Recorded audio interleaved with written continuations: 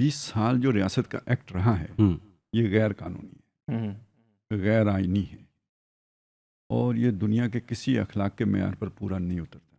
یہ مافیا کا طریقہ ہے، یہ ریاست کا طریقہ نہیں ہے، اور خاص یہ بدماشوں کا طریقہ ہے. مطلب اب وہ کس ہاں یہ بدماشی ہے، یہ کوئی مہذب طریقہ کار بالکل نہیں ہے. اور اس کا مطلب یہ ہے کہ پھر کوئی ادارہ نہیں ہونا چاہیے، جس کا زور چلے وہ چلائے. اور چونکہ جن کا چلتا تھا انہوں نے ہر ادارے کو نیوٹرلائز کر کے تو یہ کام کیا ہے، اور ریاست کے تمام شعبے اس کام میں ان کے شریک جرم تھے. کیا عدلیہ، کیا مقننہ، کیا انتظامیہ، سب ان کے ساتھ شریک تھے اس جرم کے اندر. ایک بات تو یہ ہوگی. دوسری بات یہ کہ دیکھیں یہ میرے اعصاب میں یہ اپنے کلائمیکس کو پہنچ گیا تھا جب متی اللہ جان کو اٹھایا گیا تھا. جی. اس کے بعد اس کے اندر نئی روح جو پھونکی ہے نا، وہ عمران خان نے پھونکی اور ججوں نے پھونکی ہے. اب یہ جو ایک چیز ہے نا وہ کیا ہے، بڑی ڈھٹائی کہ اگر وہاں پہ ایک جگہ پہ پہنچ کے نا وہ چیز اب ختم ہو گئی تھی، یعنی اپنے جیسے ہوتا ہے نا، آپ جب کلائمیکس کو ٹچ کرتے ہیں اس کے بعد پھر یعنی خود بخود ریورسل شروع ہوتا ہے.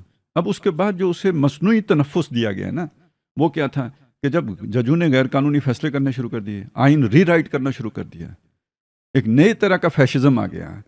تو یہ در حقیقت پھر جن کے پاس طاقت ہوتی ہے ان کو دلیل دے دیتی ہے یہ چیز کہ اب آپ وہ جو نا اپنے وہ لاٹھی والے فیشزم کی طرف آ جائیں. یہ عدالتوں نے اور یعنی پی ٹی آئی نے جواز یہ جواز ہے، اس کے بغیر چارہ نہیں ہے. ٹھیک ہے. اب وہ پھر ان کو خون لگ گیا، یعنی وہ جو چیز ختم ہو گئی تھی یا سلو ڈاؤن ہو گئی تھی اس کو ایک نیا جواز مل گیا، اور وہ اثر نو، اور 9 مئی کے بعد تو پھر کھلی چھٹی مل گئی. اچھا اس میں پھر وہ پولیس نے خوب پیسے کھائے، مطلب بیگموں کو اٹھایا، جان بوجھ کے اٹھایا، ان سے کہا جی 9 مئی کی غداری میں آؤ گے 10 لاکھ روپیہ دو. ٹھیک ہے. یہ بہت سے لوگوں کے ساتھ ہوا ایسا. تو خیر کہنے کا یعنی جو رپورٹ کیا جاتا ہے، جیسے بتایا جاتا ہے، رانا ثناء اللہ نے اعلانیہ یہ بات اقرار کی. اس نے کہا ہمارے بہت بڑی شکست کی وجہ یہ تھی کہ جو اس واقعے کی وجہ سے پولیس کا کردار رہا ہے، لوگ سے اور کیوں نہ، کیونکہ پیچھے تھا، مطلب چلا آ رہا ٹرینڈ تھا. وہ جو ابھی آپ نے جس کی تفصیلات دی نا، وہ یہ ایسا ہوتا تھا، لے جاتے تھے اور پھر اس پہ پیسے لے کے چھوڑتے تھے، تو وہ اس وجہ سے ایک عادت بنی ہوئی تھی. اچھا اب جو ہے نا دیکھیں، اب یہ اس چیز کو سمجھنے کی ضرورت ہے. یعنی اس اعتبار سے تو ہم کہیں گے کہ چلیں جس طرح سے بھی ہو رہا ہے، جو بھی پیچھے نیتیں ہیں، جو بھی اس کے موٹیوز ہیں، وہ اپنی جگہ پہ، لیکن یہ کہ بہرحال یہ اچھا ہو رہا ہے کہ اب قانون کی طرف واپس آ رہے ہیں. ایک بات تو یہاں تک تو بات ٹھیک ہے. لیکن جو لوگ اب وہ قانون کے رکھوالے بن کے کھڑے ہوئے ہیں، خود ان کو مطلب ان کا بھی ایک کریڈیبلٹی تو ہونی چاہیے نا.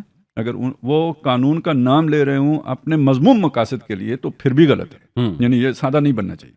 ایک آدمی نمازیں پڑھ رہا ہو، اس لیے پڑھ رہا ہو کہ اس نے اپنے کو ٹھگنا ہے، ٹھیک ہے، وہ تہجد بھی پڑھ رہا ہے، آپ کے گھر میں آگے قیام کیا ہوا ہے، لیکن یہ کہ وہ مقصد اس کا کوئی اور ہے، تو وہ اس سے آگاہ ہونا چاہیے. وہ کیا ہے کہ بھئی جب آپ کے خلاف ریفرنس ہے فرض کریں، اور وہ اگر ایسا ہے کہ جس میں آپ بچ نہیں سکتے، تو آپ اپنے آپ کو مطلب شہادت کے مرتبے پہ فائز کرنے کے لیے مجاہد بن گئے ہوئے ہیں.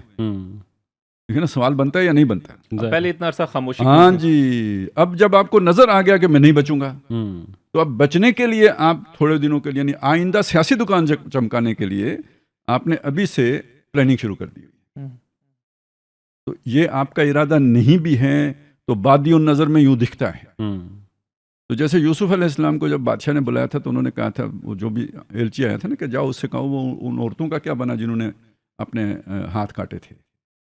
یعنی میرے اوپر ایک الزام ہے، جب تک وہ صاف نہیں ہوتا تو میں بادشاہ سے نہیں ملتا.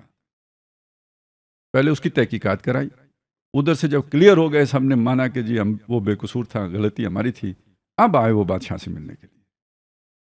تو جن لوگوں نے قانون کی حکمرانی کے لیے کھڑا ہونا ہے، وہ اگر ان کے اوپر اپنا کوئی داغ دبا لگا ہوا ہے، ان کے پر کوئی شکایت ہے، پہلے وہ صاف کرائیں نا. میرا کہنے کا مقصد یہ ہے کہ یہ اپنی سیاسی دکان چمکانے کے لیے یہ لارا لپا جو ہمیں نہیں لگانا چاہیے کہ بھئی وہ تو بڑے مجاہد بن گئے ہیں. نہیں، مجاہد ہیں ٹھیک ہے، لیکن پہلے ذرا اپنا دامن جو ہے نا وہ صاف کر لیں. جی صحیح. البتہ یہ کہ اگر کوئی صاف بندہ ہے تو اسے عدالت میں کیا کرنا چاہیے، تو وہ یہ لائن ہے جو اسے لینی چاہیے. ٹھیک ہے نا. جو کسی نے بامر مجبوری لی ہے تو اسے جو اسے لینا چاہیے اپنی پرسنل موٹیویشن پر. یہ کریکٹر بنتا ہے عدالت کا جو 2001 میں بھی سامنے آنا چاہیے تھا. यस, जब ऊपर परवेज मुशर्रफ था। जी जी, ये करेक्टर था जो 2013 में भी सामने आना था, जब वो रद्दुल फसाद के ज़रबे अज़ब जी, चला जी। था, ठीक है ना। असल में तो इतनी अंधी परवेज मुशर्रफ के दौर में नहीं मची थी जितनी कियानी और ये राहिल शरीफ हो इनके दौर में मची है। और ये सबसे ज़्यादा लोग नवाज शरीफ के दौर में उठाए गए थे, ये जो 13 से 18 का दौर है। लेकिन वो गरीब गुरबा थे, उनका नाम नहीं आया था। बिल्कुल। उनको तो हाँ, दहशतगर्दी से मिला के सारा उनका नाम नहीं, वो तो कितने गायब कर दिए। मुशर्रफ के दौर में तो अमेरिका के हवाले हुए, ज़्यादा बुरी बात थी। इन्होंने खुद अपने उसमें डंप किए। अच्छा गालिब साहब, ये मतलब एक अजीब और इस दौर में जो गायब होने वालों में कैसे कैसे, मतलब वो आपके शाहिद अजीज भी गायब हुए। जी जी, लेफ्टिनेंट जनरल रिटायर्ड शाहिद अजीज, वो भी इस ईरा में 2013 से 18 के दरमियान गायब हुए।